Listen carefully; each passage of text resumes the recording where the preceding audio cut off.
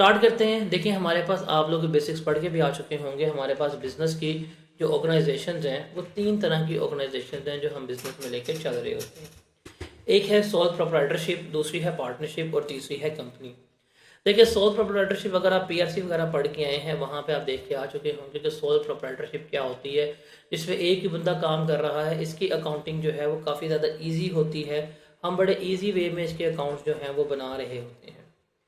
उसके बाद पार्टनरशिप है, जब दोस्त या उससे ज़्यादा लोग मिलकर काम कर रहे होते हैं। और कंपनी जहाँ पे मल्टीपल लोग जो अपना कैपिटल इन्वेस्ट करते हैं और काम कर रहे होते हैं, वो हमारा कंपनी कहला रहा होता है, कॉर्पोरेट स्टाइल कहला रहा होता है।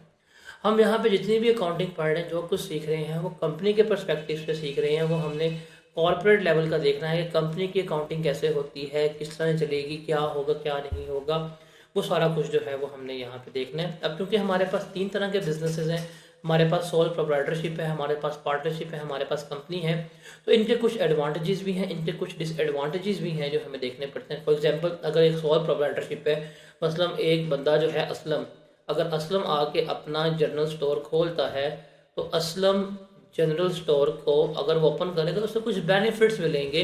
दूसरा, जो भी आपका बिजनेस होगा आपकी एक सीक्रेसी जो है वो बीच में रहती है। आपकी जो एक रेसिपी है वो कभी आउट नहीं होती। कभी भी किसी किस्म का आपको वो फेस नहीं करना पड़ता कि यार मेरे राज जो है बिजनेस के लीक हो जाएंगे, मेरे राज जो है उसको लग जाएंगे पता नहीं। बिल्कुल जो आप कमा रहे हैं आपको पता, आपके एसेट्स का आपको पता है, आपकी सीक्रेसी जो है वो मेंटेन रहती है। उसके बाद प्रॉफिट्स जो हैं वो सारे के सारे आपके अपने, बिकॉज आप ही मालिक हैं। जो कमाया खुद का, जो लगाया खुद का, तो प्रॉफिट्स भी आपके हैं, डिस्ट्रीब्यूशन सारी आपकी है। आपका कंट्रोल इसके ऊपर डायरेक्ट होता है, गवर्नमेंट के रेगुलेशन इसके ऊपर इतनी ज़्यादा नहीं होती, टैक्स कम होता है, और जो इसका डिजॉल्व है वो बड़ा आसान होता है। मतलब जब दिल किया आप अपना बिजनेस जो है वाइंड अप कर सकते हैं। मतलब आप रेडी लगाने लेके जा रहे हैं, दिल नहीं किया, मूड स्विंग्स हो गए, वापस लेके आके रेडी को उठा के बेच दें, तो आप बड़े इजीली डिसॉल्व कर सकते हैं। तो ये इसके कुछ फीचर्स होते हैं सोल प्रोप्राइटरशिप के। लेकिन इसके कुछ एडवांटेजेस ये हैं कि बहुत लो लेवल पे काम कर रहा होता है, इसको स्केल अप नहीं कर सकते, मैस पब्लिक को नहीं सर्व कर सकते, एक्सपैंड करना हो नहीं हो सकता, पैसे कम होते हैं, तो बड़े प्रॉब्लम होती है। तो उसका एक अच्छा अल्टरनेटिव क्या होता है कि आप पार्टनरशिप बिजनेस करवा देते हैं। आप पार्टनरशिप जो है उसको इस्टेब्लिश जो है वो कर सकते हैं। अब पार्टनरशिप के बारे में हम पढ़ के आ चुके हुए हैं। यहाँ आप लोगों ने जब भी देखा होगा सीए में आते हैं या लाइफ में भी आप एक ना एक दफ़ा सोचते लाजमी है कि अपने दोस्त के साथ मिलकर बिजनेस करूंगा, अपने दोस्त के साथ मिलकर कारोबार करूंगा। तो पार्टनरशिप का तो आपको आइडिया है कि मिलकर कारोबार करना, जिसमें क्या होता है, जिसमें दो बेरोजगार लोग जो हैं वो मिलकर क्या करते हैं, अपनी ज़िंदगी की लगाई हुई जमा पूंजी को ज़ाया करने की तरकीब बना रहे होते हैं।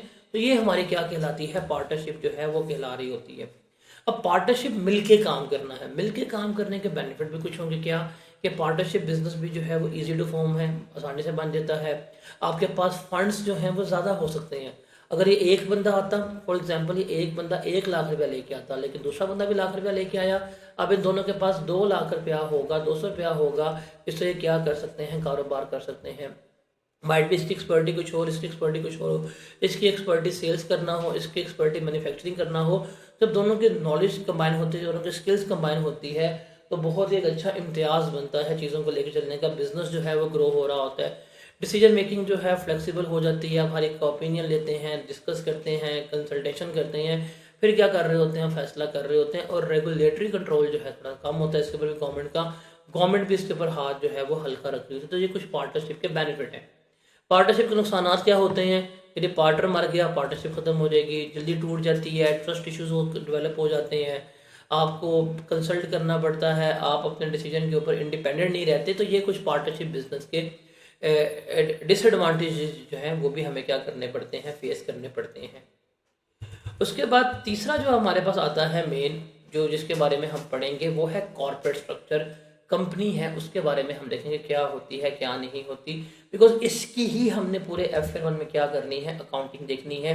इसी को क्या करना है, हमने लेके चलना है। अगर हम कंपनी की बात करें, अगर हम कॉर्पोरेट स्ट्रक्चर की बात करें, तो थोड़ा सा ये कम्प्लेक्स होता है। ये जो है कंपनी, ये थोड़ी सी कम्प्लेक्स इन नेचर है, ये कम्प्लेक्स स्ट्रक्चर में चल रही होती है। अब इसमें क्या होता है, इसमें एक नहीं होता, इसमें दो नहीं होता, बल्कि मल्टीपल लोग जो हैं वो क्या करते हैं, वो मिल के अपने पैसे को पूल करते हैं, और फिर वो क्या करते हैं, उसकी मदद से कहते हैं कारोबार हमने शुरू करना है। तो हर बंदा क्या करेगा, अपने हिस्से का 100 रुपया आएगा, 1000 रुपया लेके आएगा, 100 बंदे हैं, 200 हैं, 300 हैं, 400, मल्टीपल नंबर ऑफ पीपल्स होते हैं जो क्या करते हैं, एक ही जगह अपना पैसा पूल करते हैं और क्या कहते हैं जी अब हमारी कंपनी की फॉर्मेशन है, हम कंपनी बना रहे हैं और हमने इस वे में क्या करना है, कारोबार करना है। तो जब कंपनी के स्ट्रक्चर की बात करते हैं तो स्ट्रक्चर में एक होता है शेयर होल्डर्स, जिसे हम स्टॉक होल्डर्स भी कहते हैं। आप कह सकते हैं ये है असल कंपनी के मालिक, ये इन्वेस्टर्स हैं, इनका पैसा है, ये वो सरमायादार है जिन्होंने अपना इन्वेस्टमेंट की है, कंपनी में पैसे लगाए हैं। और दूसरा हमारे पास आते हैं बोर्ड ऑफ डायरेक्टर, ये वो होते हैं जिनको ये लोग अपॉइंट करते हैं, ये लोग अपने पास लेके आते हैं और कहते हैं कि यार हमारे बिहाफ पे तुम ये जो हमने कंपनी बनाई है, ये जो हमने कारोबार खड़ा किया है, चला के दो। तो ये हमारे क्या कहलाते हैं, बोर्ड ऑफ डायरेक्टर कहला रहे होते हैं। तो ये एक कॉर्पोरेट लेवल में एक स्ट्रक्चर वे में हम क्या कर रहे होते हैं, इसको लेके चल रहे होते हैं। तो कंपनी जो है ये अभी तक का बेटर एस्टेब्लिश वे है बिजनेस करने का, जिसमें हमारे पास क्या है, जिसमें हमारे पास शेयर होल्डर्स अलग हैं, कंपनी को चलाने वाले लोग जो हैं वो अलग हैं, और जो चलाने वाले हैं वो इंडिपेंडेंट होते हैं, वो अपने डिसीजंस में एक कंपनी को अपनी बेहतर नॉलेज के मुताबिक लेके चल रहे होते हैं। तो ये हमारा कंपनी का स्ट्रक्चर है।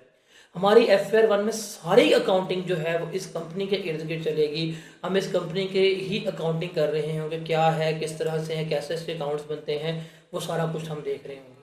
तो कंपनी के एडवांटेजेस वगैरह क्या हैं, सबसे पहले कि जी आपके रिसोर्सेज कंबाइन हो जाते हैं।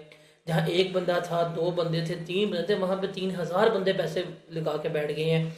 एक मल्टीपल रिसोर्सेज हैं, ज़्यादा अमाउंट का पैसा लग गया बीच में। अब बड़े वॉल्यूम पे, बड़े एरिया पे काम करने जा रहे हैं, तो आपकी इकॉनमीज ऑफ स्केल वगैरह अचीव हो रही होती है। फिर उसमें सबसे बड़ा एक कंसेप्ट होता है जो इसके पहले में नहीं था, मतलब जो पार्टनरशिप में नहीं था, जो इंडिविजुअल में नहीं था, वो था लिमिटेड लाइबिलिटी का। अगर पार्टनरशिप की बात करें, सोल ट्रेडरशिप की बात करें, तो उसमें लाइबिलिटी जो है वो क्या होती थी, उसमें लाइबिलिटी जो है वो हमारी अनलिमिटेड होती थी, उसमें हमारी लाइबिलिटी लिमिटेड नहीं थी। जितना कहेंगे उतना ही लाइबल आपको ठहराया जाएगा। लेकिन यहाँ पे क्या है, यहाँ पे आपकी लाइबिलिटी जो है वो महदूद है। यहाँ पे क्या है, यहाँ पे आपकी लाइबिलिटी महदूद है। महदूद किस एक्सटेंट तक, जितनी आपने इन्वेस्टमेंट की है, जितना आपका स्टेक है, सिर्फ आप उतने ही लाइबल हैं। अगर आपने कंपनी में 1000 रुपये की इन्वेस्टमेंट की है तो आप कंपनी के लिए 1000 रुपये के ही लाइबल ठहराएंगे। कंपनी को नुकसान हुआ तो आपको 1000 रुपये देना पड़ेगा, आपको उससे ज़्यादा नहीं देना पड़ेगा। आपको अपने घर की साइकिलें जो हैं वो नहीं बेचनी पड़ेंगी, आपको अपने घर की जो चीज़ें हैं वो नहीं बेचनी पड़ेगी, मतलब आप पर्सनली लाइबल नहीं होते। तो कंपनी का सबसे बड़ा बेनिफिट क्या होता है, कंपनी का सबसे बड़ा बेनिफिट है कि आपकी पर्सनल लाइबिलिटी जो है वो नहीं होती। उसके बाद इसमें ओनरशिप जो है वो बड़े आराम से ट्रांसफ़र हो जाती है। मतलब अगर कोई मिस्टर ए है, वो किसी कंपनी का शेयर होल्डर है, वो नहीं रहना चाहता, तो वो अपना शेयर जो है किसे क्या कर देगा, किसी मिस्टर बी को बेच देगा। तो जिसके पास शेयर आ जाएगा वो कंपनी का क्या बन जाएगा, मालिक बन जाएगा। तो इसमें ओनरशिप जो है वो क्या होती है, वो बड़ी इजीली ट्रांसफरेबल होती है। फिर इसकी लाइफ जो है वो लिमिटेड नहीं है, अनलिमिटेड है। बिकॉज इससे पहले हम देखें सोल ट्रेडरशिप, उसकी लाइफ लिमिटेड है। मालिक मर गया तो क्या होगा, कहानी खत्म। अक्सर देखा होगा कि दुकान होती है हाजी साहब की, हाजी साहब फोत हो जाते हैं, शटर बंद हो जाता है, उसके बाद दुकान नहीं खुलती। तो उनकी लाइफ जो है वो डिपेंड होती है उनके ओनर्स के ऊपर। Same goes with the partnership, but इनकी अपने ओनर्स पर डिपेंड नहीं होती। इसके जो शेयर्स हैं, इसके जो स्टॉक हैं वो ट्रांसफरेबल हैं। अब जब तक वो ट्रांसफ़र हो सकते हैं तो वो एक परपेचुअल एग्जिस्टेंस चल रही होती है, तो ये लॉन्ग लाइफ चल रही होती हैं। इनको टैक्स वगैरह में ये रिलीफ मिल रहे होते हैं और ये बैंक्स वगैरह को अट्रैक्ट कर सकते हैं, फाइनेंसिंग वगैरह जो है वो अपनी करवा रहे होते हैं। तो ये सारा क्या है, ये सारा कंपनी का एडवांटेज है जो हमें यहाँ पर लेकर चलना पड़ता है। अब आगे डिस्कस करते हैं चीज़ों को जो बेसिकली हमारी हैं, जो हम लेके चल रहे होंगे। तो मैंने आपको स्टार्टिंग पे थोड़ा सा एक चीज़ें डिस्कस कर दी हैं कि हमारे बिजनेस के टाइप्स क्या हैं, हम किस तरह से कारोबार कर रहे हैं और हम यहाँ पे करने के लगे हैं, उसको देखते हैं। हमारा FA1 का जो ग्रिड है ना वो ये है। हमारे पास हमारा सिलेबस जो है वो 3 ग्रिड्स में डिवाइडेड है, ग्रिड A, ग्रिड B और ग्रिड C। ग्रिड A की वेटेज जो है वो हमारी 35 से 45 मार्क्स की है, ग्रिड B की वेटेज जो है वो 20 से 30 मार्क्स की है और ग्रिड C की वेटेज जो है वो हमारी 30 से 40 मार्क्स की है। अगर हम इसको लेके चलें तो जो हम अभी इस वक्त स्टार्ट करने लगे हैं वो हमारा देखते हैं कौन सा ग्रिड है। तो अगर ग्रिड ए की बात करें जिसमें से 35 से 45 नंबर का पेपर हमारा आना ही आना है, इसमें क्या कुछ है, इसमें हमने सबसे पहले बनाना सीखनी है statement of changes in equity. इसका टेस्टिंग लेवल 2 है। टेस्टिंग लेवल 2 का मतलब क्या होता है? देखिए, लेवल 1 का मतलब होता है कि आप में से इस टॉपिक में से मैक्सिमम 8 मार्क्स तक टेस्ट होंगे। लेवल 2 का मतलब है अप टू 20 मार्क्स टेस्ट होंगे। और लेवल 3 का मतलब होता है कि मोर देन 20 मार्क्स की जो है इसमें टेस्टिंग हो रही होगी। तो इसका लेवल कौन सा है? 2 है। मतलब अब जो हम टॉपिक स्टार्ट करेंगे statement of changes in equity, इसमें से अप टू 20 मार्क्स का क्वेश्चन जो है वो पेपर में आ सकता है। आसान एरिया है, ये 20 नंबर जो है वो मुफ्त के हैं, आप इसमें ले सकते हैं। उसके बाद इसमें कैश फ्लो है, उसके बाद इसमें एरर्स है, उसकी इम्प्लीकेशंस वगैरह हैं, वो उसमें से वो 8 नंबर की हैं। अब हमारे पेपर में एक बहुत अच्छा सवाल जो हमारे पास पेपर्स में है भी, जो हम करेंगे भी, वो क्या होता है कि हम statement of changes in equity plus errors को हम अगर मिला लें तो हमारे पास एक बहुत अच्छा, एक बहुत तगड़ा सवाल जो है एक एग्जामिनर 20 मार्क्स का पूछ सकता है।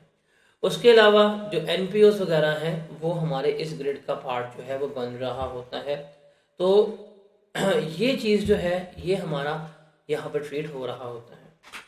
उसके बाद जो ग्रिड बी है हमारा, जिसकी वेटेज 20 से 30 नंबर है, इसमें हमारे पास 3 चीज़ें आती हैं। एक कंसेप्चुअल फ्रेमवर्क है, दूसरा रेशोज है, और तीसरा ईपीएस है। अब ये रेशोज जो है इसमें से भी 20 नंबर तक का सवाल पूछा जा सकता है और ईपीएस में से भी 20 नंबर तक का सवाल पूछा जा सकता है। एक हमारा पास्ट पेपर का सवाल आएगा आगे चल के जो हम इंशाल्लाह सॉल्व कर रहे होंगे, डैट इज डैफोडिल्स लिमिटेड, जिसका नाम क्या है, डैफोडिल्स लिमिटेड है। वो एक बड़ा बेंचमार्क क्वेश्चन है इस तरह के टॉपिक को सॉल्व करने के लिए, जिसमें हमारा IAS 8 भी अप्लाई हो रहा है, हमारी statement of changes in equity भी अप्लाई हो रही है, और हम EPS भी उसमें लेके चल रहे हैं। तो एक 20 मार्क्स के लिए वो 3 टॉपिक मर्ज करके क्वेश्चंस जो है वो पेपर में पूछ सकता है। ये हमारे ग्रेड बी में है। और ग्रेड सी में हमारे पास क्या आता है, जो हमारे नॉन करंट एसेट्स की अकाउंटिंग है वो सारी हमारे ग्रेड सी का पार्ट बनती है, जिसमें प्रॉपर्टी, प्लांट एंड इक्विपमेंट आ रही होती है, जिसमें गवर्नमेंट ग्रांट्स हैं, बोरिंग कॉस्ट है, इम्पेयरमेंट है, और इन्वेस्टमेंट प्रॉपर्टी है। तो हम अब स्टार्ट करने लगे हैं जो हमारा ग्रेड ए है। ग्रेड ए का जो हमारे पास सबसे पहला एरिया है statement of changes in equity, हम इससे स्टार्ट करेंगे कि statement of changes in equity क्या होती है, किस तरह से हम इसको लेके चल रहे होंगे, उसको हम यहाँ पर डिस्कस कर रहे होंगे। अब देखें, टॉपिक का नाम है statement of changes in equity. तो 3 चीज़ें जो हैं इसमें बहुत अहम हैं। पहली बात है स्टेटमेंट, देखेंगे स्टेटमेंट किस फॉर्म में बनानी है। चेंजेस का मतलब क्या है? चेंजेस का मतलब है तब्दीली। What is the meaning of changes? तब्दीली। कि हमने देखना है कि अगर 100 थी, 100 से 120 पे कैसे गई है, ये हमने बनानी है। और किसकी हमने तब्दीली देखनी है? हमने जो इक्विटी है, इक्विटी के बारे में हमने पढ़ना है कि क्या है, किस तरह से है, और किस तरह से ये चल रही है। तो ये सारी हमारा टॉपिक है जिसको हम देखेंगे।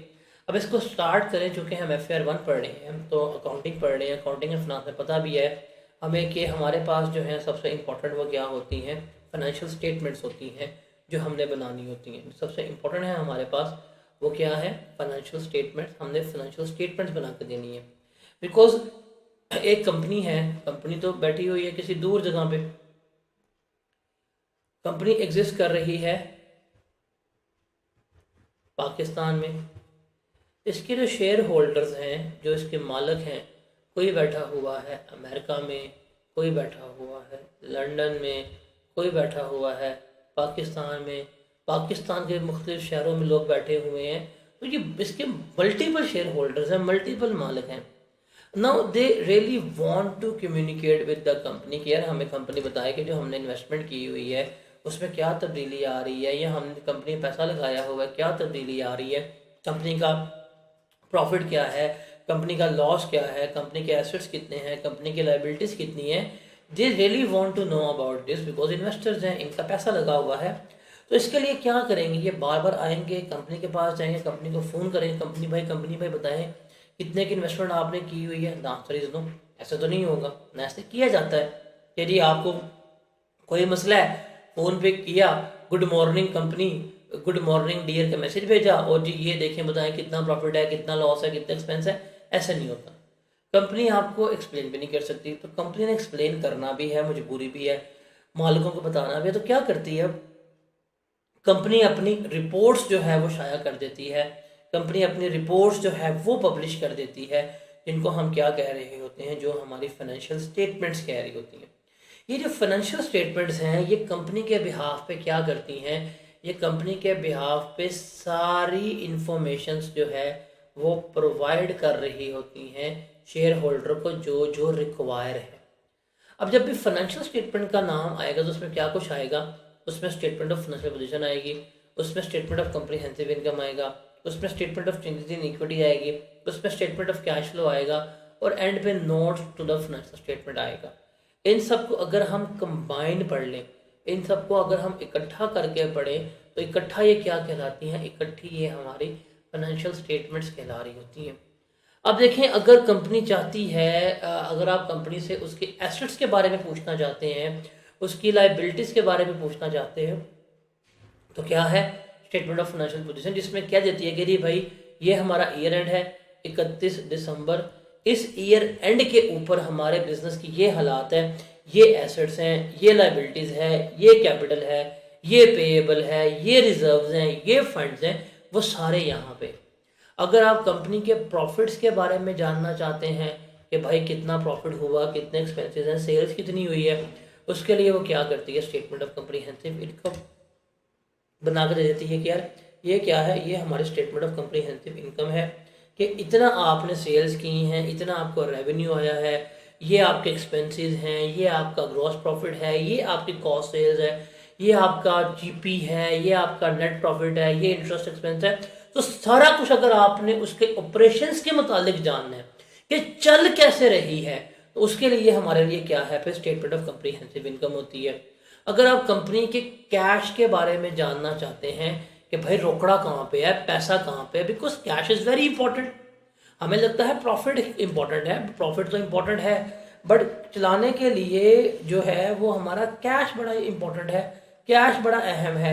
अब कैश की क्या सूरत हाल है, कैश पड़ा भी हुआ है कि नहीं पड़ा हुआ, कितना कैश पड़ा हुआ है, कितना कम कैश पड़ा हुआ है, क्या नेगेटिव कैश है, क्या पॉजिटिव कैश है, सारा कुछ हम यहाँ पे देख रहे होते हैं। तो जो कैश की मूवमेंट के बारे में क्या होता है, हम स्टेटमेंट ऑफ कैश फ्लो बना रहे होते हैं।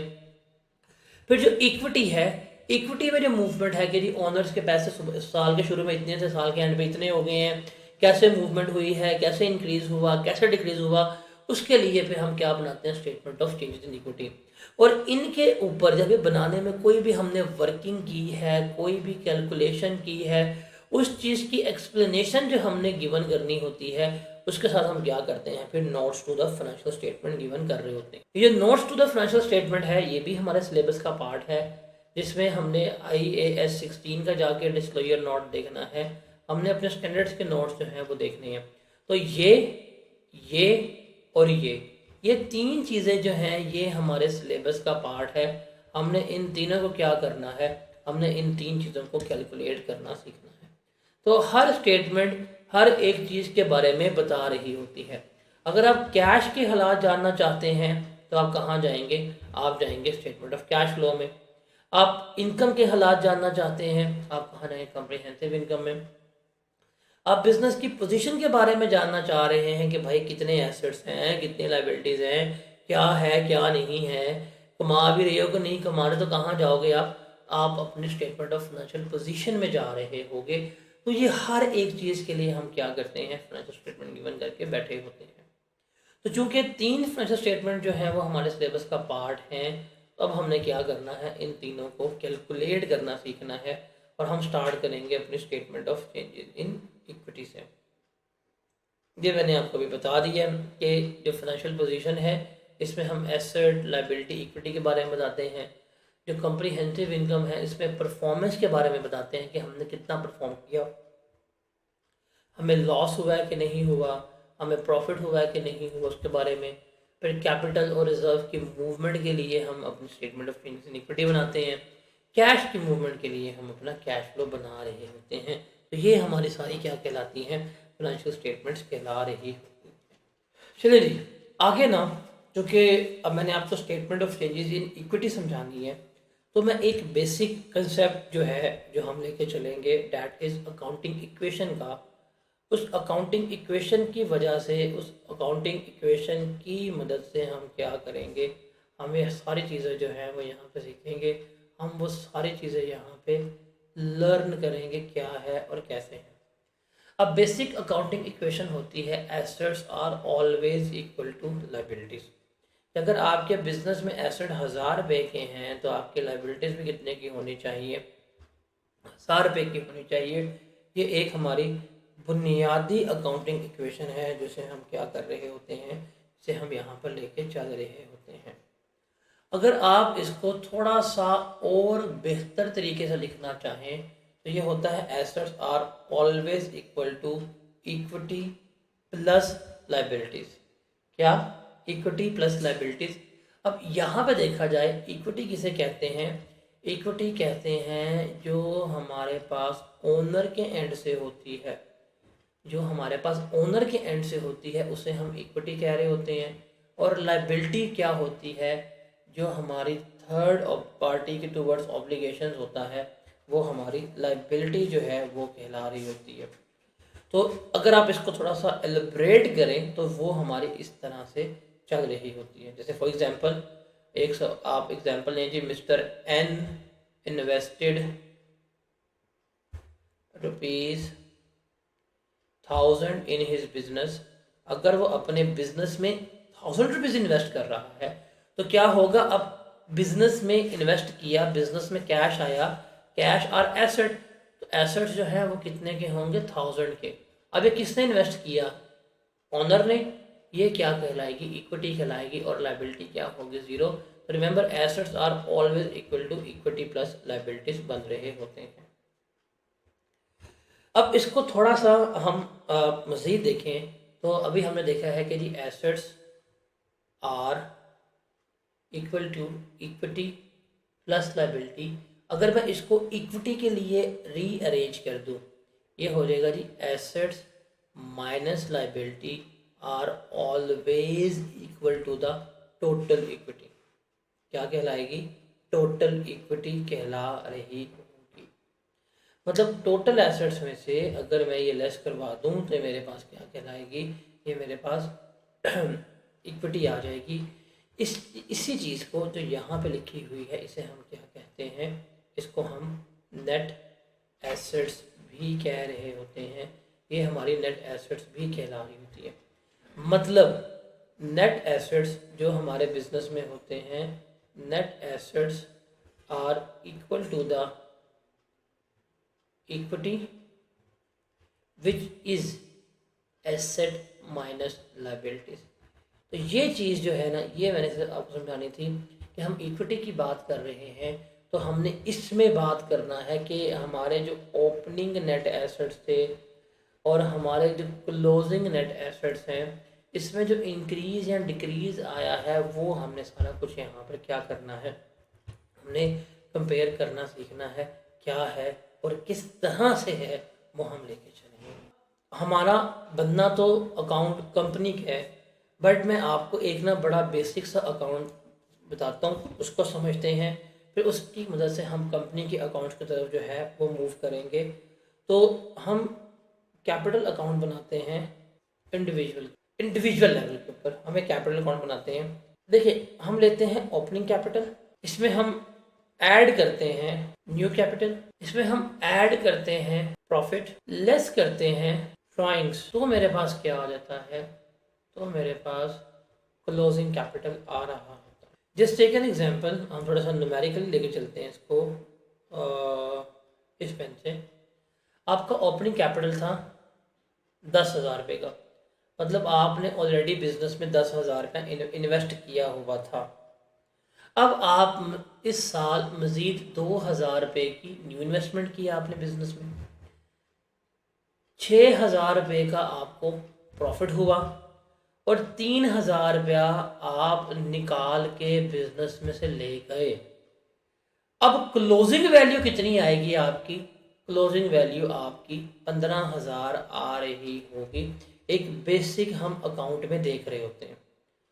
अब क्या होगा, फॉर एग्जाम्पल अगर हम स्टेटमेंट ऑफ फाइनेंशियल पोजीशन की बात करें तो उसमें बैलेंस शीट में आ रहा होगा कैपिटल अकाउंट।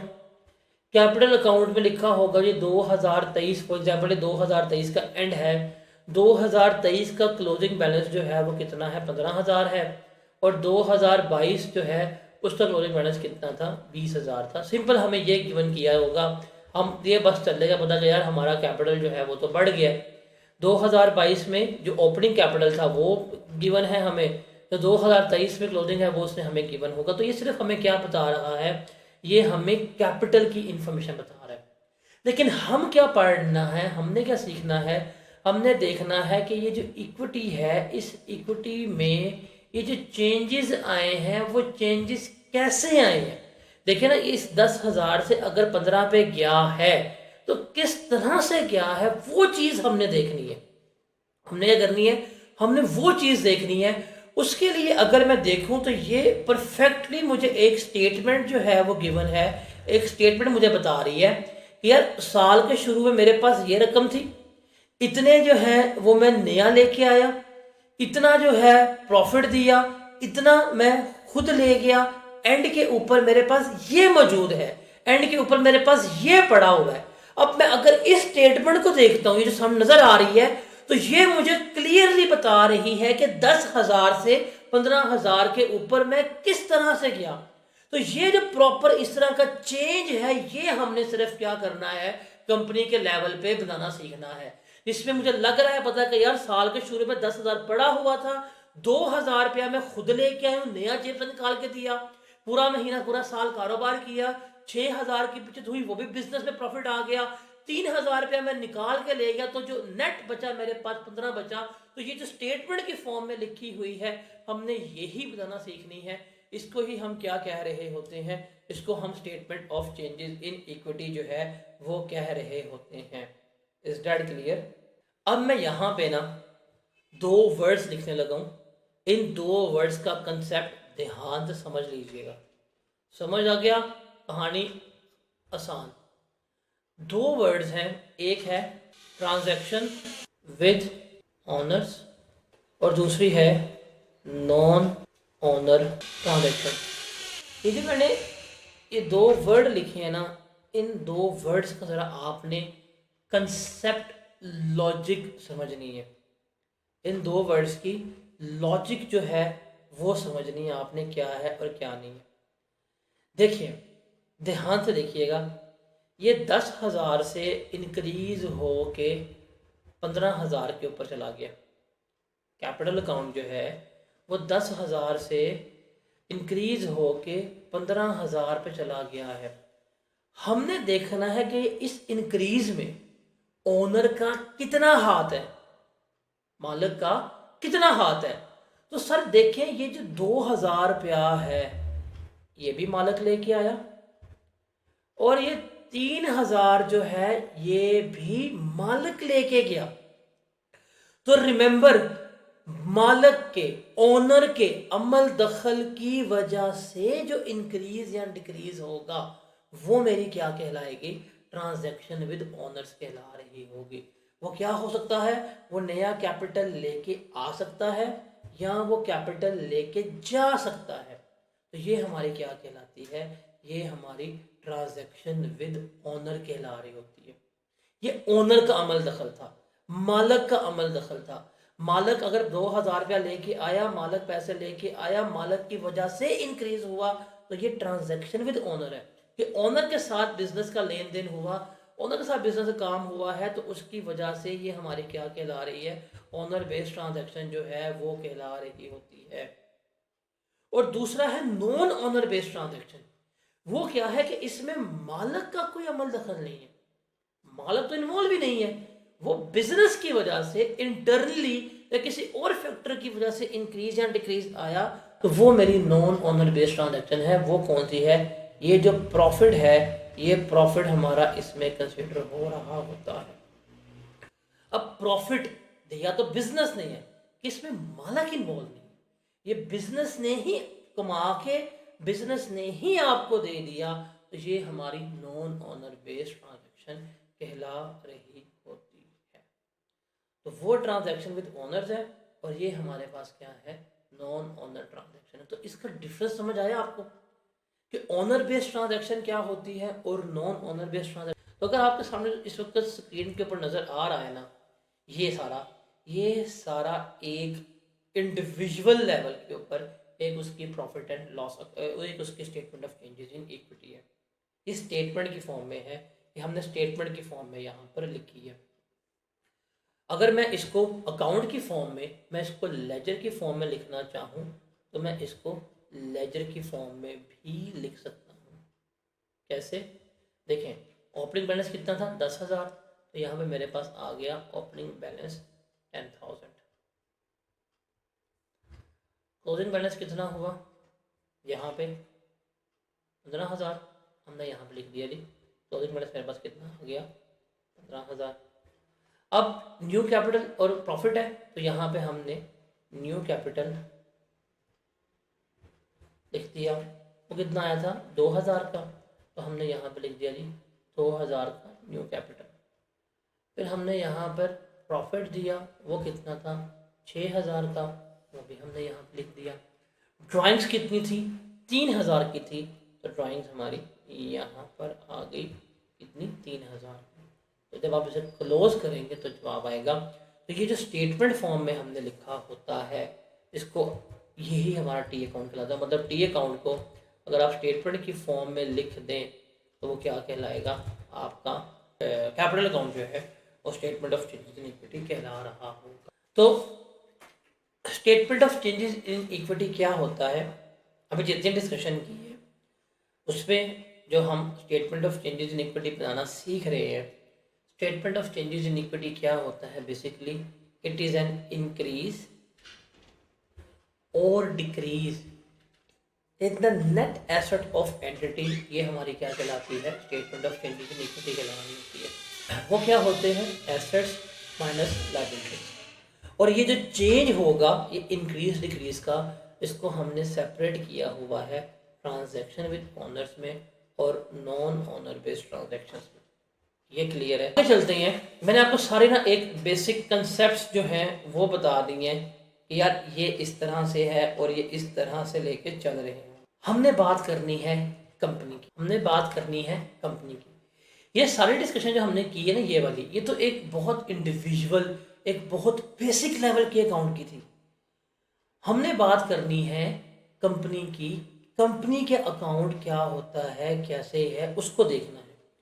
तो कंपनी में एक चीज तो है जो सबसे यूनिक है, जो सबसे अलग है, दैट इज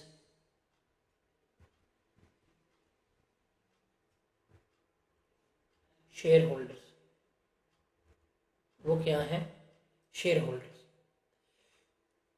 शेयर होल्डर क्या होते हैं, अगर हम उसको देखें तो share holder basically multiple people हैं जिन्होंने क्या किया हुआ है, इन्होंने अपना पैसा जो है वो पूल किया हुआ है, अपना पैसा जो है वो मिला लिया है और एक साथ काम कर रहे हैं,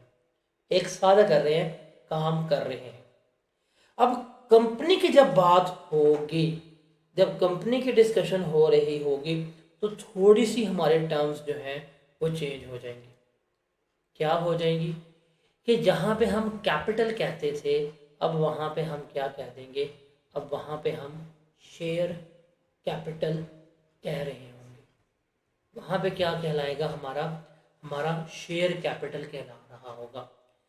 शेयर कैपिटल क्या होता है कि ये टोटल कैपिटल है, इसको हम स्मॉलर यूनिट्स में डिवाइड कर देते हैं, तो वो हमारा शेयर कैपिटल कहला रहा होता है। अब कैसे, फॉर एग्जांपल एक कंपनी है, वो कहती है जी मेरा कैपिटल जो है वो 10 मिलियन है, मतलब 10 मिलियन के करीब मेरे पास शेयर कैपिटल है। वो इसको डिवाइड कर देती है 1 मिलियन यूनिट्स में, छोटे छोटे पैकेट बना देती है। तो एक पैकेट कितने का होगा, 10 रुपये का। ये जो 10 रुपये हैं ये क्या कहलाएगा, ईच शेयर प्राइस कहला रही होगी।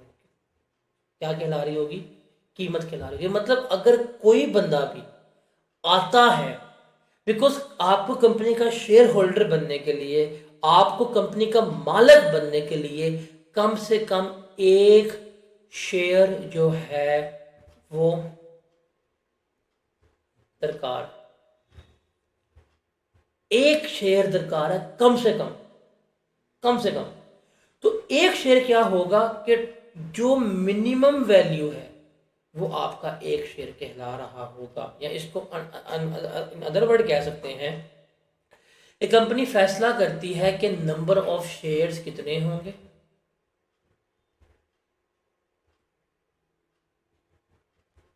मल्टीप्लाई कर देती है इसको, जो उसकी पर शेयर वैल्यू, इसको हम कहते हैं पार वैल्यू, इसको हम कहते हैं फेस वैल्यू, मतलब एक शेयर की इतनी कीमत है, हम इसको उससे मल्टीप्लाई कर देते हैं।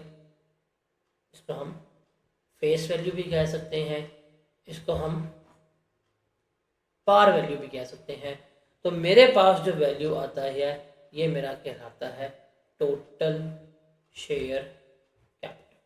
जैसे एक कंपनी है, वो कहती है जी हमारे पास नंबर ऑफ शेयर्स जो हैं वो कितने हैं, 1 मिलियन। एक शेयर कितने का होना चाहिए, 10 रुपये का। तो टोटल शेयर कैपिटल कितना होगा, 10 मिलियन का होगा। ये गेम जो है ये हमने यहाँ पे सीखनी है। इस वक्त जो मैं जिस चीज़ को हाईलाइट करने लगा हूँ, इस लाइन को लिख लीजिएगा, बिकॉज अगले 2 चैप्टर्स जो हैं, 2.5 चैप्टर्स जो हैं, मैंने आपको इसी इक्वेशन के इर्द गिर्द ही घुमाने। ये गिवन हो, ये गिवन हो, हम ये निकाल सकते हैं, ये गिवन हो, ये गिवन हो, हम ये निकाल सकते हैं, ये गिवन हो, ये गिवन हो, हम ये निकाल सकते हैं। तो ये कुल मिला के जो है ये 3 चीज़ें जो हैं हमें चाहिए अपनी शेयर्स की अकाउंटिंग करने के लिए, शेयर्स की तादाद को देखने के लिए कि क्या है, किस तरह से है, कैसे चलेगी, किस तरह से होके चल रहे होंगे, सारा कुछ करने के लिए हमें कुल मिला के ये 3 चीज़ें जो हैं वो चाहिए होंगी, वो 3 चीज़ें जो हैं वो दरकार होंगी। Number of shares, face value कितनी है, और टोटल नंबर ऑफ शेयर्स कितने हैं। अगर इसमें हमें कोई से भी 2 पता हो तो हम क्या कर सकते हैं, तीसरी वैल्यू जो है वो कैलकुलेट कर सकते हैं। अब ये जो आपकी नज़र आ रही है ना इस वक्त इक्वेशन, इसको ज़रा ध्यान से देखिएगा, इसको ज़रा ध्यान से समझिएगा। क्या है कि नंबर ऑफ शेयर्स, के शेयर्स की तादाद कितनी है, मल्टीप्लाई करो एक शेयर की वैल्यू से, आपके पास क्या आ जाएगा, शेयर कैपिटल आ जाएगा। कितना बनता है शेयर कैपिटल, टोटल मजमुआ, इन टोटल की बात हो रही है।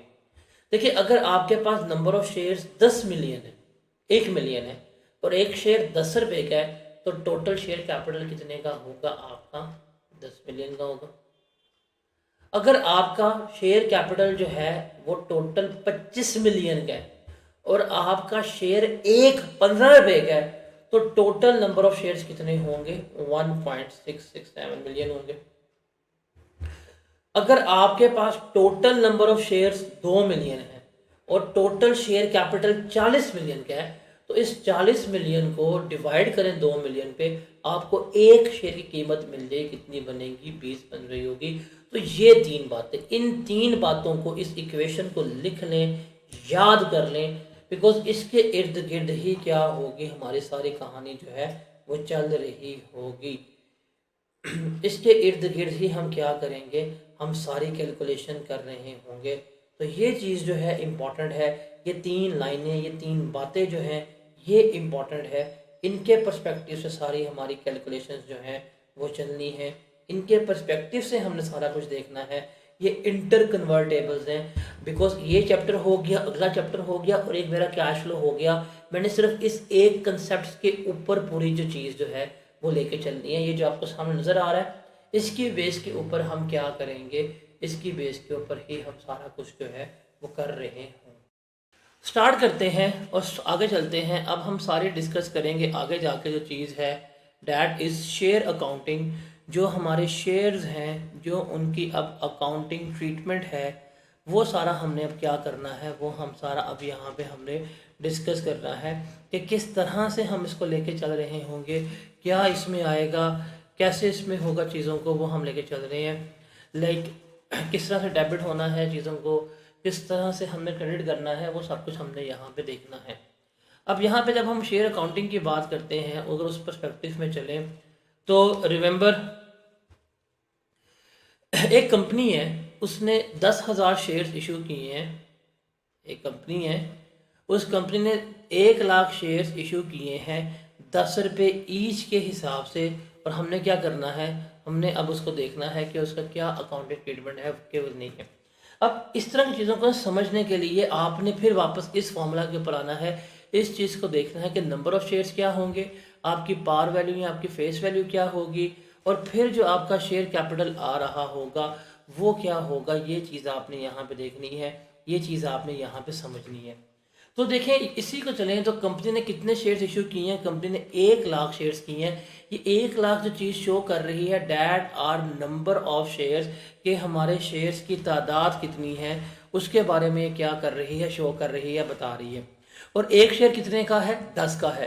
तो number of shares multiply by face value, तो मेरे पास क्या आ जाएगा, टोटल शेयर कैपिटल आ जाएगा, कि इतना मेरा शेयर कैपिटल बनता है जो क्या किया गया है, इशू किया गया है मेरे एंड से। This is my share capital जो यहाँ पे प्रोवाइड किया गया है। अब जब शेयर कैपिटल इशू होगा तो कंपनी क्या कर रही है, कंपनी ने मार्केट में शेयर्स बेचे हैं, कंपनी ने मार्केट में शेयर्स दिए हैं। इंडिविजुअल क्या है, उसने कंपनी से रब्ता किया, जिसने भी उसने शेयर्स लिए हैं, तो उसने क्या किया, उसने कंपनी को पेमेंट की है, उसने कंपनी को पैसे दिए हैं। कंपनी ने पूछा हाँ भाई कितने शेयर्स लेने हैं, उसने कहा जी मुझे 1 लाख शेयर दे दो। कंपनी ने कहा मैं शेयर्स तुम्हें दूंगी 10 रुपये का। तो 1 लाख इंटू 10 किया, कितना जवाब आया, 1 मिलियन, 10 लाख। तो 10 लाख जो है वो कंपनी को कैश वसूल होगा, कंपनी को कैश रिसीव होगा। तो ये हमारा क्या हो रहा होगा, 10 लाख से मेरा कैश जो है वो डेबिट हो रहा होगा, मेरा बैंक जो है वो क्या हो रहा होगा, इंक्रीज हो रहा होगा 10 लाख से। अब कैश आएगा, शेयर इशू करेंगे, कैश आएगा, तो बैंक हमारा क्या होगा, डेबिट होगा। ये हमारी जर्नल एंट्री है, बैंक हमारा डेबिट होगा। और क्रेडिट क्या होगा बदले में, शेयर कैपिटल जो है वो हमारा क्रेडिट हो रहा होगा। जब भी हम शेयर इशू करेंगे तो हमारा बैंक अकाउंट जो है वो डेबिट होगा, और हमारा शेयर कैपिटल जो है वो क्या हो रहा होगा, वो हमारा क्रेडिट हो रहा होगा। तो ये हम एक बेसिक एंट्री जो है वो क्या कर रहे होते हैं, वो हम यहाँ पर पास कर रहे होते हैं। जैसे एक कंपनी है, उसने 7 लाख शेयर इशू किए हैं 10 रुपये ईच के हिसाब से। तो ये 7 लाख जो है ये नंबर्स को शो कर रही है, ये शो कर रही है जो उसकी फेस वैल्यू है। तो टोटल शेयर कैपिटल कितना हुआ, 7 लाख इंटू 10, वो कितना है, 7 मिलियन रुपीज़ है। तो जब कंपनी ने शेयर इशू किए होंगे तो बैंक हमारा डेबिट हो रहा होगा किससे, 7 मिलियन से। 70 लाख रुपया बैंक में आया, और शेयर कैपिटल क्या है वो इसी अमाउंट से क्रेडिट हो रहा होगा, उसी अमाउंट से हम लिख रहे होंगे। तो जब भी शेयर इशू होते हैं तो हम ये एंट्री जो है, ये बेसिक एंट्री, ये बेसिक जनरल एंट्री जो है वो हम पास कर रहे होते हैं जब भी हमारे एंड पे शेयर्स जो हैं वो इशू हो रहे होते हैं। इज दैट क्लियर, कि कंपनी ने, अब ये जो बात है ना, ये जो हम डिस्कस करके आ रहे हैं, इसके इर्द गिर्द ही एग्जामिनर जो है वो खेल रहा होता है। अब यहाँ पे हमने देखा था, मुझे नंबर ऑफ शेयर्स का ही पता था, मुझे फेस वैल्यू का ही पता था, मैंने शेयर कैपिटल जो है वो निकाल दिया कि इतना शेयर कैपिटल जो है वो मेरा बन रहा है, इतना शेयर कैपिटल मैंने क्या किया है, मैंने इशू किया है। अब समटाइम्स वो क्या कहता है, समटाइम्स वो हमें इस तरह गिवन नहीं करता, वो हमें डायरेक्ट शेयर कैपिटल की अमाउंट ही प्रोवाइड कर देता है। जैसे कहता है जी कंपनी ने 8 मिलियन का शेयर कैपिटल इशू किया, जब उसने अमाउंट गिवन कर दी तो हम उससे डेबिट कर देंगे बैंक को, और उसी से क्या कर देंगे, शेयर कैपिटल को क्रेडिट जो है वो कर रहे होंगे। एक चीज़ इंपॉर्टेंट है जो आपने याद रखनी है, जिसको ज़रा आपने फोकस करना है, वो क्या है कि अगर उसने कभी भी किसी भी फिगर्स के साथ, किसी भी नंबर के साथ अगर उसने रुपीस का वर्ड लिखा हुआ है, अगर ये करेंसी लिखी हुई है, तो रिमेंबर ये हमारा शेयर कैपिटल को शो कर रहा होगा। और शेयर कैपिटल को शो करने का मतलब क्या है कि शेयर कैपिटल को शो करने का मतलब है कि जो टोटल नंबर ऑफ शेयर्स होंगे, जो भी उसकी फेस वैल्यू होगी उससे मल्टीप्लाई किया होगा, तब उसके पास शेयर कैपिटल का जवाब आया होगा। तो ये चीज़ जो है ये हमारे लिए क्या है, बहुत ज़्यादा इम्पॉर्टेंट है कि हम किस तरह से लेके चल रहे होते हैं और कैसे हम चीज़ों को कैलकुलेट कर रहे हैं। तो ये आपस में क्या होती हैं, ये आपस में इंटरकनेक्टेड होती हैं। अगर मुझे ये चीज़ पता है, ये चीज़ पता है, तो मैं इसकी वैल्यू निकाल लूँगा। अगर मुझे ये चीज़ पता है और ये चीज़ पता है तो मैं नंबर ऑफ़ शेयर्स निकाल लूँगा। तो पेपर में वो हमें इस तरह से गिवन कर रहा होता है। तो ये एक इम्पॉर्टेंट पर्सपेक्टिव है जो हमने याद रखना है। और जब आप क्वेश्चन रीड कर रहे होंगे तो क्वेश्चन की रीडिंग के वक्त आपने क्या देखना है, आपने एक चीज़ याद रखनी है कि अगर उसने किसी भी नंबर के साथ, किसी भी अमाउंट के साथ करेंसी लिख दी है, इसका मतलब वो टोटल शो कर रहा है कि हमारा इतना कैपिटल है और इतना हम इसको लेकर चल रहा है। अब हम देखते हैं शेयर्स अकाउंटिंग के, जो हमने शेयर वगैरह इशू किए हैं इनकी अकाउंटिंग ट्रीटमेंट जो है वो हमने देखना है कि शेयर अकाउंटिंग हम किस तरह से कर रहे होंगे, कैसे हम इसकी जर्नल एंट्रीज वगैरह पास कर रहे होंगे, क्या इसमें आएगी चीज़ें, क्या इसमें चीज़ें नहीं आएंगी, वो सब कुछ जो है वो हमने क्या करना है, वो सब कुछ हमने यहाँ पे डिस्कस आउट करना है कि अब टाइप जो शेयर इशू करने हैं वो किस तरह से हो सकते हैं, क्या उसकी इकसाम है, क्या उसके टाइप्स हैं, वो हमने देखने हैं। देखिए शेयर्स जो है हमारे सिलेबस में एक है इशू एट पार वैल्यू या फेस वैल्यू, दूसरा है शेयर इशू एट प्रीमियम, तीसरा है शेयर इशू एट डिस्काउंट और चौथा है हमारे पास राइट इशू। ये चार तरह के इश्यूज जो हैं उसने क्या किए हैं, हमें गिवन किए हैं। और पांचवा है जो सेपरेट लिखा हुआ है, ये हमारा बोनस इशू है।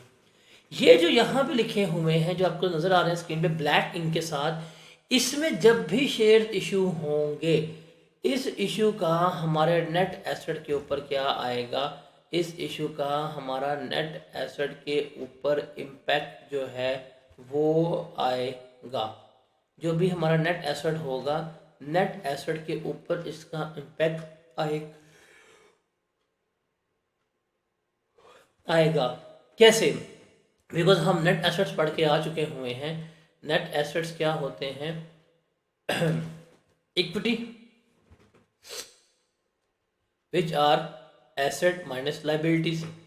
अगर आप शेयर इशू कर रहे हैं और शेयर इशू करने की वजह से अगर आपके एसेट इंक्रीज हो रहे हैं, मतलब अगर आपका बैंक इंक्रीज हो रहा है, इसका मतलब उसकी वजह से आपका नेट एसेट्स के ऊपर इंक्रीज आएगा।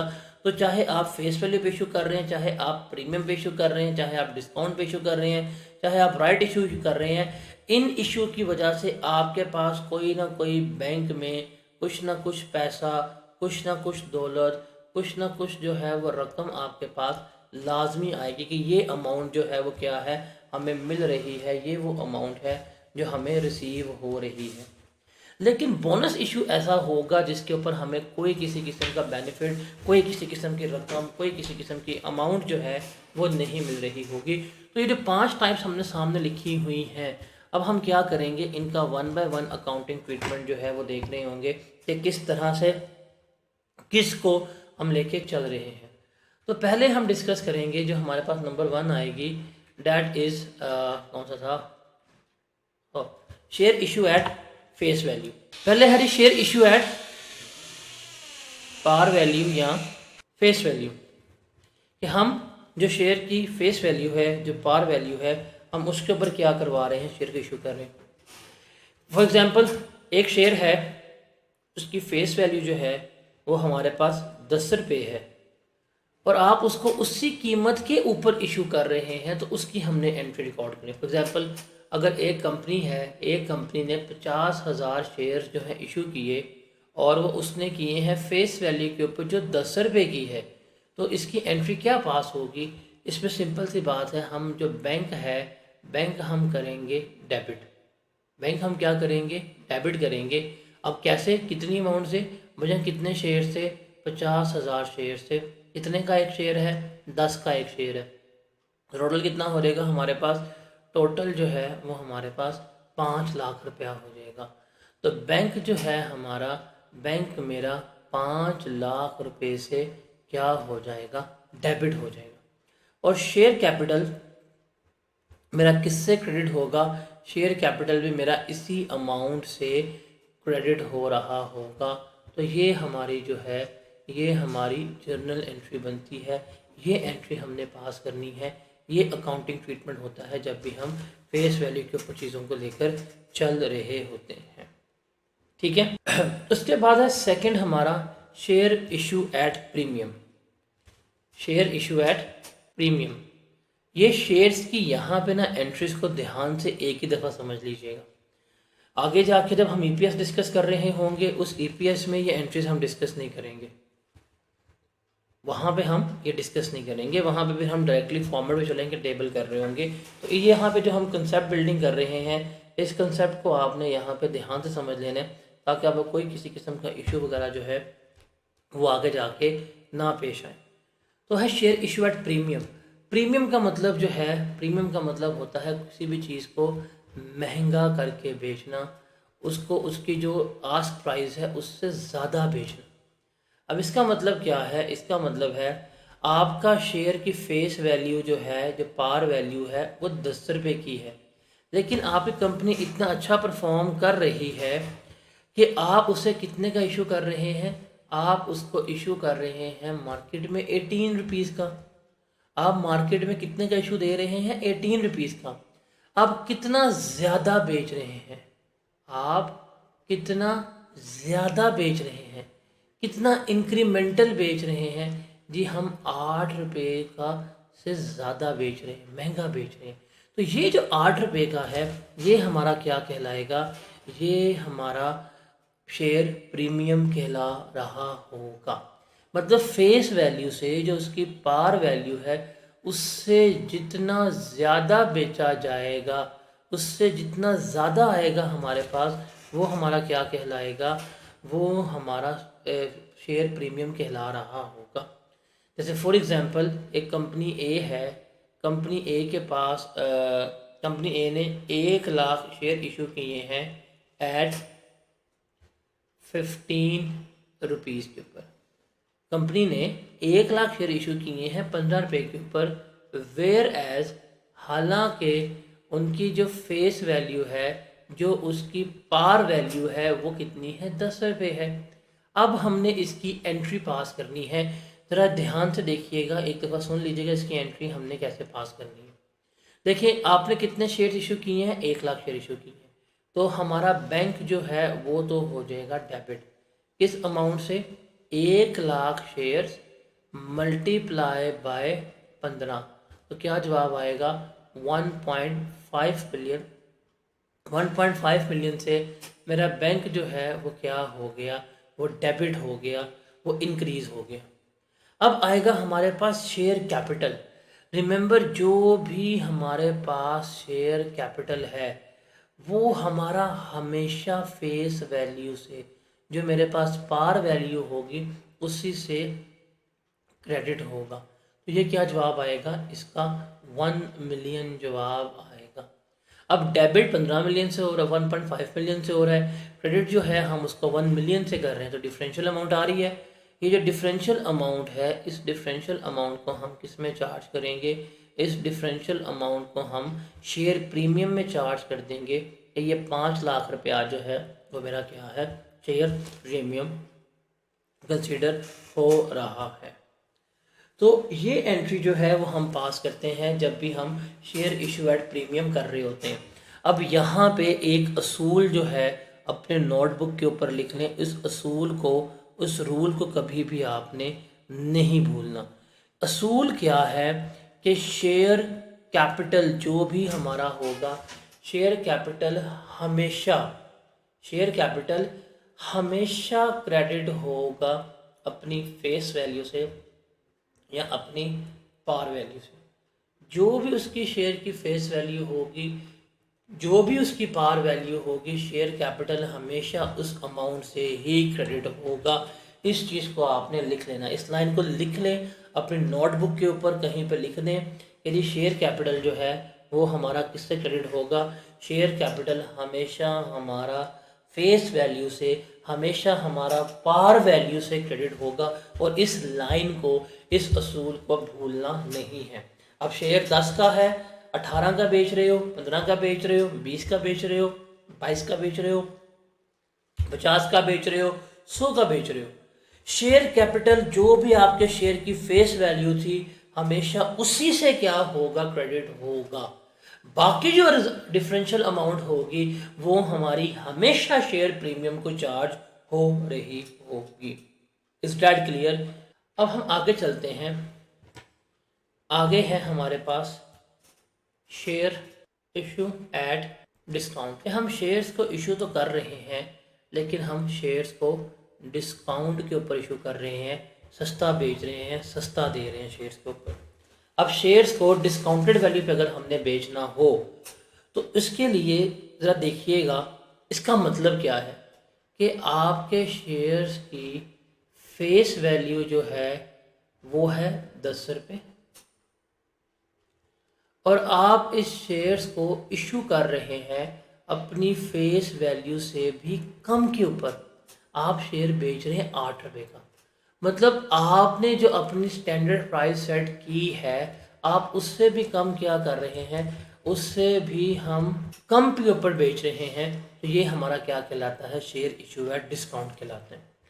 रिमेंबर ये जो डिस्काउंट हमने यहाँ पे चार्ज किया है, ये जो हम डिस्काउंट दे रहे हैं, ये 2 रुपये का डिस्काउंट जो है, ये डिस्काउंट कभी भी डायरेक्टली हम प्रॉफिट एंड लॉस अकाउंट को चार्ज नहीं करेंगे। ये डिस्काउंट चार्ज होगा अगर हमारे पास शेयर प्रीमियम मौजूद है, शेयर प्रीमियम को। अगर शेयर प्रीमियम मौजूद नहीं है तो जो हमारे पास रिटेन्ड अर्निंग होगी हम उसको क्या कर रहे होंगे, ये अकाउंट चार्ज कर रहे होंगे। अब शेयर प्रीमियम क्या होता है वो हमने यहाँ पे देख लिया कि जो हम महंगा बेचेंगे, जो एक्स्ट्रा अमाउंट आएगी, ये एक्स्ट्रा अमाउंट जो है ये हमारा क्या कहला रहा होगा, this extra amount will be the share premium. ये मेरा क्या कहलाएगा, ये मेरा शेयर प्रीमियम कंसिडर हो रहा होगा। और रिटेन्ड अर्निंग क्या होती है, रिटेन्ड अर्निंग अभी हम डिस्कस करते हैं कि हमने अपने रिजर्व रखे होते हैं, डिस्ट्रीब्यूटेबल रिजर्व्स है जिसमें से हम प्रॉफिट वगैरह दे रहे होते हैं, तो हम वहाँ पे लेके चलते हैं। बट रिमेंबर डिस्काउंट, ये चीज़ लिख लीजिएगा, डिस्काउंट कभी भी directly profit and loss account में से नहीं जाएगा, बल्कि ये शेयर प्रीमियम हो गई या जो रिटेन्ड अर्निंग हो गई ये इसमें से क्या हो रहा होगा, इसमें से चार्ज जो है वो हो रहा होगा। नंबर 1। अब इसकी एंट्री ज़रा पास करते हैं। वो कहता है जी company A issued 5 lakh shares at ₹7। Company A ने 5 लाख शेयर्स इशू किए हैं 7 रुपये के हिसाब से। अब ये कंपनी इशू कर रही है, ये है कंपनी की इशू प्राइस। ये क्या है, ये कंपनी की इशू प्राइस है कि इस कीमत के ऊपर कंपनी अपने शेयर्स दे रही है। अब फेस वैल्यू जो है वो है जनाब 10 रुपये। वो कितनी है, 10 रुपये है। तो अब हम इसकी एंट्री पास करेंगे। ज़रा देखिएगा, यहाँ पे आ जाएगा जी हमारे पास डेबिट, यहाँ पे आ जाएगा हमारे पास क्रेडिट। देखिए बैंक हमारा डेबिट होगा कि हमने किसके ऊपर इशू किया है।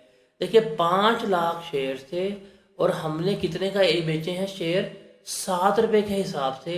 तो बैंक में हमारे पास तो 35 लाख आए हैं, बैंक में हमने 35 लाख डेबिट कर दिए। अब आती है बारी शेयर कैपिटल की। तो शेयर कैपिटल का अभी मैंने आपको यहाँ पे असूल लिखवाया है, यही असूल जो है हमारा कैरी होगा जो हमने यहाँ पे लिखा है कि शेयर कैपिटल हमेशा फेस वैल्यू से ही क्या हो रहा होता है, क्रेडिट हो रहा होता है। ये हमने असूल लिखा, यही असूल हमारा यहाँ पे चलेगा कि हमारी जो फेस वैल्यू है हम हमेशा फेस वैल्यू के ऊपर ही लेके चलते हैं।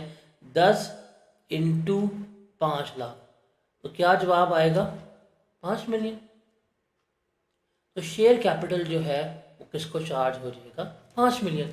ये असूल कभी भी नहीं बदलेगा, ये असूल कभी भी तब्दील नहीं होगा, ये असूल कभी भी चेंज नहीं होगा। ये असूल आपने हमेशा याद रखना है कि ये भाई साहब जो हैं ये हमेशा अपनी फेस वैल्यू से ही क्रेडिट होते हैं। अब क्रेडिट मेरा हो रहा है 5 मिलियन से, डेबिट मेरा हो रहा है 35 लाख का। अब डिस्काउंट की वजह से हो रहा है ना, बिकॉज 3 रुपए का डिस्काउंट दिया। अब ये किसको चार्ज होगा? अगर मेरे पास शेयर प्रीमियम मौजूद है तो ये डिस्काउंट चार्ज हो जाएगा शेयर प्रीमियम को। अगर शेयर प्रीमियम मौजूद नहीं है तो फिर ये किसको जाएगा? फिर जो हमारे पास जो रिटेन्ड अर्निंग्स होगी ये उसमें जाएगा और हम डिस्काउंट जो है वहाँ पे चार्ज कर रहे होंगे। डायरेक्टली कभी भी हम इसको प्रॉफिट एंड लॉस अकाउंट का पार्ट नहीं बना रहे होते। तो रिमेंबर, ये जो डिस्काउंट्स वगैरह होते हैं, ये जो हमने दिए होते हैं, ये हमारा शेयर प्रीमियम का पार्ट बनते हैं। उसके अलावा शेयर इशू करने की जो कॉस्ट वगैरह होती है, जो कमीशंस वगैरह हम पे कर रहे होते हैं, ये भी किसका पार्ट बनती हैं? हमारे शेयर प्रीमियम का पार्ट बन रही होती हैं। तो ये तीसरी टाइप है, तीसरी अहम इकसाम है जो हमने डिस्कस की है, that is share issue at discount. कि हम डिस्काउंटेड वैल्यू के ऊपर, डिस्काउंटेड प्राइस के ऊपर क्या कर रहे होते हैं? शेयर इशू कर रहे होते हैं। ये सब कुछ क्लियर है? अब है आगे हमारे पास, अब है right issue. Right issue basically वही एंट्री है जो हम यहाँ पास करके आए हैं। जो शेयर इशू एट प्रीमियम या नॉर्मल शेयर इशू वाली है, ये वही एंट्री है जो हम यहाँ पे पास कर रहे होते हैं। मैं आपको राइट इशू की भी एंट्री लिख के दे देता हूँ। राइट इशू बेसिकली क्या होता है, आसान अल्फाज में समझना चाहें तो राइट इशू का मतलब है कि जो आपके एग्जिस्टिंग शेयर होल्डर्स हैं, जो आपके एग्जिस्टिंग शेयर होल्डर्स हैं, जो मौजूदा शेयर होल्डर्स हैं, आप उनको शेयर इशू कर रहे हैं, लेकिन जो शेयर्स की मार्केट वैल्यू है उससे कम कीमत के ऊपर आप क्या कर रहे हैं? आप शेयर्स को इशू कर रहे हैं कम कीमत के ऊपर। देखें इसमें क्या होता है, इसमें तीन चीज़ें जो हैं वो हम लेके चलते हैं। एक है हमारे पास पार वैल्यू, एक है मेरे पास पार वैल्यू, जिसको हम कह रहे होते हैं जो मेरी फेस वैल्यू है उसकी बात करते हैं। जस्ट टेक एन एग्जांपल, ये नॉर्मली 10 रुपये होगी या 100 रुपया होगी। एक है मेरे शेयर्स की जो कहलाती है मार्केट वैल्यू, वे है कि आज का दिन ये शेयर मार्केट में कितना है वो देखते हैं। फॉर एग्जांपल ये है 25 रुपये, आपकी कंपनी है, आपकी कंपनी की आज के दिन शेयर के मार्केट में कीमत कितनी है? 25 रुपये है। आप क्या कर रहे हैं? आप मार्केट वैल्यू से कम कीमत के ऊपर अपने मौजूदा शेयर होल्डर्स को शेयर बेच रहे होते हैं। आप उन्हें कहते हैं भाईजान 25 रुपये का शेयर है, बताओ लेने? या आप इनको बेहतर वर्ड्स में क्या कहेंगे? आप इन्हें कह सकते हैं कि buy 2 shares in a price of 1, कि एक शेयर की कीमत दें 25 रुपये और आप क्या करें? 2 शेयर्स ले लें, ये कह सकते हैं। या आप कह सकते हैं कि जी आप शेयर्स हैं हमारे से 15 रुपये का ले लें। या ये कह सकते हैं कि बाय 1 गेट 1 फ्री, ये कह सकते हैं। तो इस तरह से क्या करते हैं आप अपने एग्जिस्टिंग शेयर होल्डर्स को, यहाँ पे मैं वर्ड इस्तेमाल कर रहा हूँ एग्जिस्टिंग का, कि जो आपके मौजूदा शेयर होल्डर्स हैं आप इनको शेयर्स दे रहे हैं। तो ये होगा, तो इसको आपने ट्रीटमेंट लेना। देखें अगर 2 शेयर्स हैं एक ही कीमत में मिल रहे हैं, इसका मतलब 25 रुपए के 2 शेयर मिले, तो 25 को अगर 2 पे डिवाइड कर दे, एक शेयर कितने का पड़ा होगा? आपको 12.5 रुपीज का पड़ा होगा एक शेयर। अगर बाय 1 गेट 1 फ्री है तब भी यही हिसाब होगा। तो इसकी अगर हमने एंट्री पास करनी हो तो क्या एंट्री पास करेंगे? देखिए यहाँ आ गया डेबिट, यहाँ पे आ गया हमारे पास क्रेडिट। बैंक जो है, बैंक हमेशा हमारा इंक्रीज होगा किससे? जो हमें अमाउंट मिली है। अगर हमें 2 शेयर्स की अमाउंट 25 रुपये मिली है तो बैंक मेरा 25 रुपये से ही क्या होगा? इंक्रीज हो रहा होगा। लेकिन जो शेयर कैपिटल है, शेयर कैपिटल हमेशा हमारा किससे होता है? फेस वैल्यू से। जो फेस वैल्यू 10 रुपये है, मैं 10 इंटू 2 करूंगा तो यहाँ पे 20 आ जाएगा, और ये जो रिमेनिंग है ये कहाँ जाएगा? ये शेयर प्रीमियम में चार्ज हो रहा होगा। तो ये हमारी एंट्री होती है राइट इशू की। ये राइट इशू की एंट्री ज़रा आप देखें यहाँ पे, और जो यहाँ पे शेयर प्रीमियम की एंट्री जो है वो देखें तो गालिबन सेम है, इसमें कोई किसी किस्म का डिफरेंस जो है हमारा नहीं आ रहा होता। अब आगे चलते हैं। आगे ये है हमारा बोनस शेयर। आखिरी जो हमारा इशू रह गया है डैट इज़ बोनस शेयर्स, उसको हम डिस्कस करेंगे कि बोनस शेयर्स क्या होते हैं और किस तरह से होते हैं, वो हमने यहाँ पर लेके चलना है। बोनस शेयर का ट्रीटमेंट हमने देखना है। देखिए, बोनस शेयर की अगर बात करें ना, तो ये भी हम दे रहे हैं एग्जिस्टिंग, ये भी हम किसको दे रहे हैं, ये भी हम एग्जिस्टिंग शेयर होल्डर्स को, जो हमारे मौजूदा शेयर होल्डर्स हैं, इनको दे रहे हैं।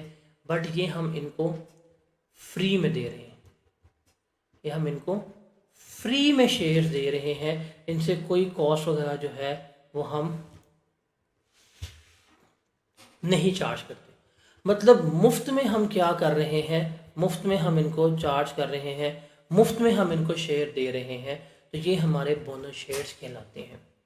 ये जब भी बोनस शेयर्स दिए जाते हैं तो दो ही पॉसिबिलिटीज़ है, या तो हमने उनको ऐसा बोनस के तौर के ऊपर दे दिए हैं, या हमने उनको डिविडेंड देना था, हमने डिविडेंड नहीं दिया, बल्कि इन रिस्पेक्ट ऑफ डिविडेंड के तौर के ऊपर हम क्या कर रहे हैं, हम उनको बोनस शेयर्स जो है वो प्रोवाइड कर रहे होते हैं, हम उनको बोनस शेयर्स जो है वो दे रहे होते हैं। तो ये मेरे क्या कहलाते हैं, ये मेरे बोनस शेयर्स कहला रहे होते हैं। अब इसमें ज़रा ना एक चीज़ ध्यान से देखिएगा कि शेयर होल्डर को हम ये शेयर्स जो हैं वो मुफ्त में दे रहे हैं। शेयर होल्डर्स को क्या मिल रहे हैं, ये शेयर्स मुफ्त में मिल रहे हैं। जब मुफ्त में मिल रहे हैं शेयर होल्डर्स, तो 1 रुपया भी पे नहीं करेगा। शेयर होल्डर्स जो हैं वो 1 रुपया भी पे नहीं करेंगे, कख भी नहीं देंगे। अब इसकी एंट्री कैसे पास होगी, इसको ज़रा हमने यहाँ पे देखना है। यहाँ पे हो जाएगा डेबिट, यहाँ पे हो जाएगा क्रेडिट।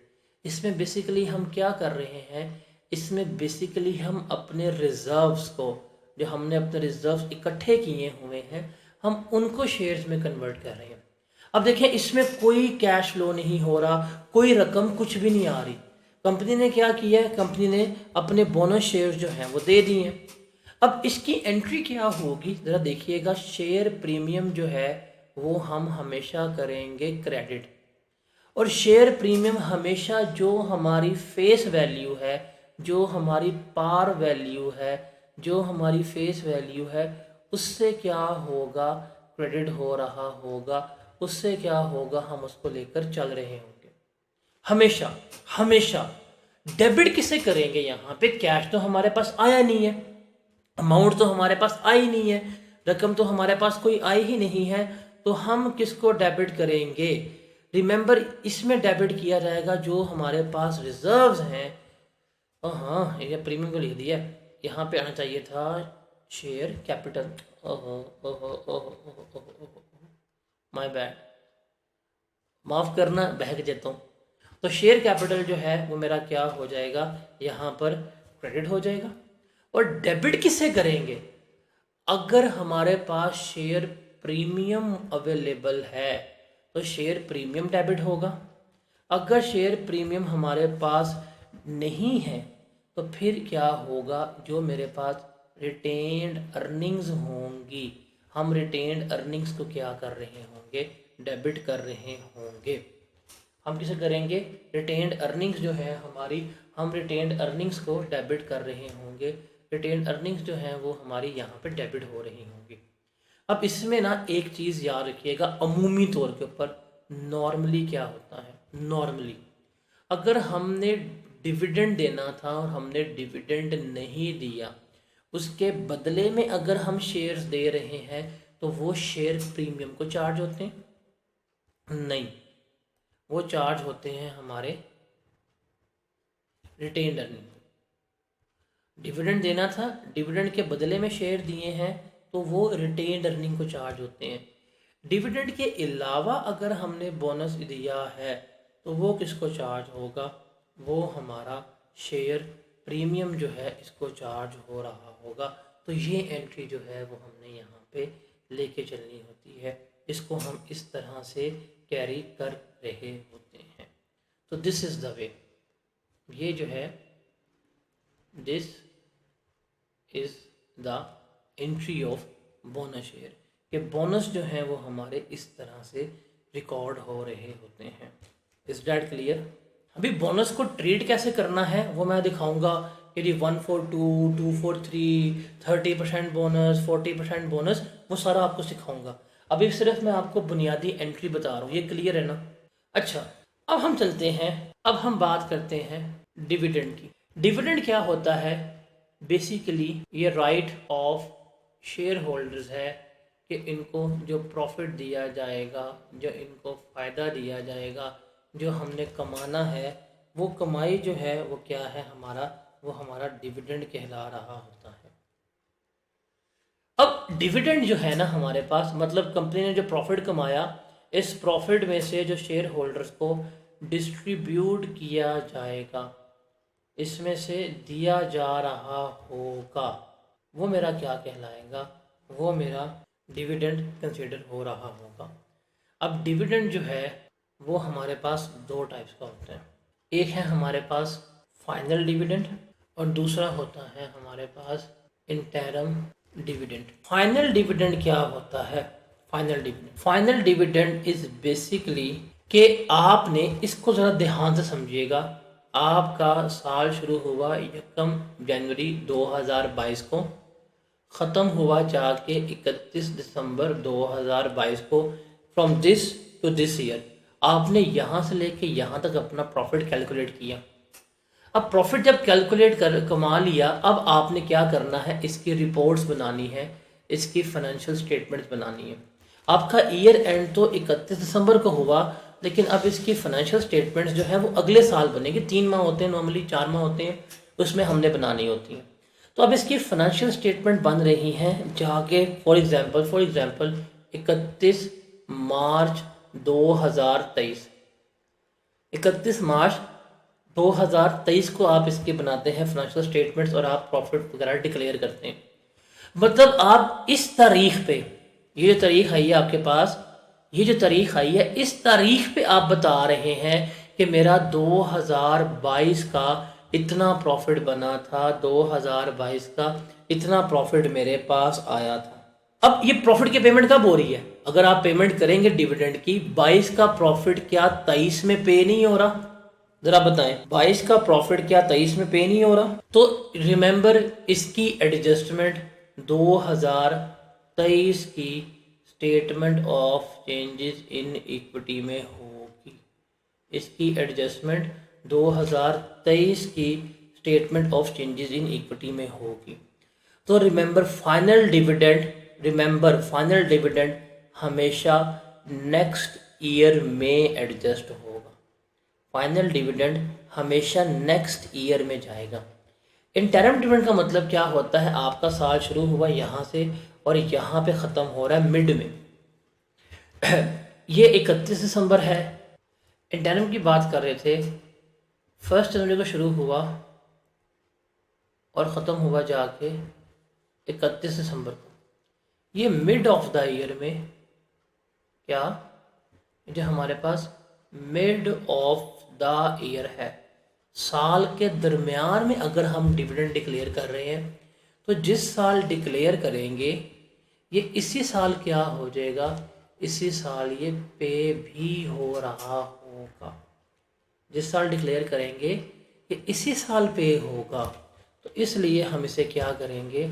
इसलिए हम इसको उसी साल में ट्रीट कर रहे होंगे। तो ये रिमेंबर, याद रखिएगा, फाइनल डिविडेंड हमेशा ये स्टेटमेंट ऑफ चेंजेस में नेक्स्ट में जाएगा, और इंटरम जो है वो हमेशा किस में शो हो रहा होगा?